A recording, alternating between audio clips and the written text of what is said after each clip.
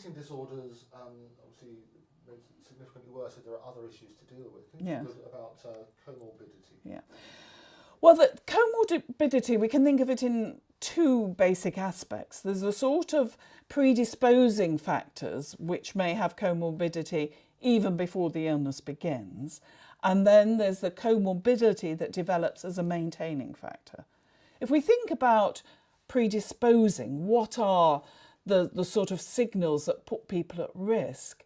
We have, for one subgroup, there's a lot of anxiety there, and that may run through the family.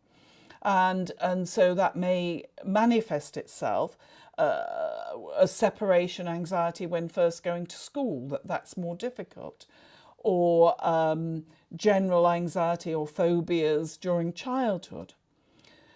Another set is having the obsessive compulsive temperament, or that's often linked with a conscientiousness. And so people might have a tendency to like things to follow certain rules. They may find change more difficult. They don't like making mistakes. They may be perfectionistic and have high standards. And so that is a cluster of temperament that increases the risk. So often people in childhood may have had obsessive compulsive behaviour, not being able to go to sleep unless they've checked under the bed or various things like that.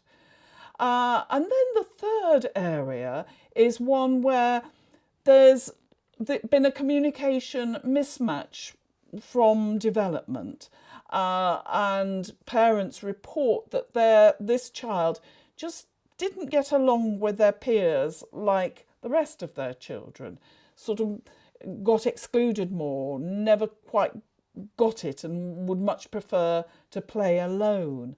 And that borders on Asperger's autistic spectrum. And they don't all come together and they don't all manifest as cases, but we do see this mixture.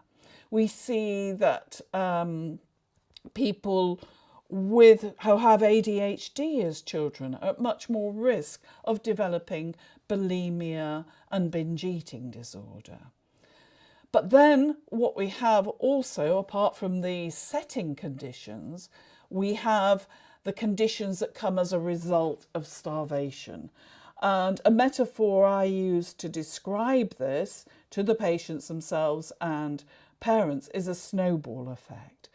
So that as the starvation damaged the brain, we get neuroprogression, we get complex functioning reduced, we get learning, neuroplasticity to be reduced, and the eating disorder habits just get bigger as they roll down the hillside and collect more problems. So there was a very nice study in Australia showing that when they followed people over time, the amount of omega acids eaten would link to whether they got depression later.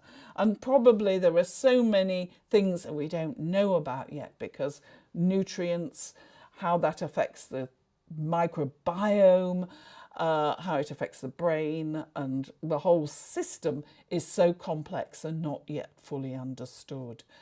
So over time we get very high levels of depression, and in fact, sadly, both because of the biological effects but the social effects of getting isolated, about half of the morbidity in eating disorder is suicide, as well as the physical consequences.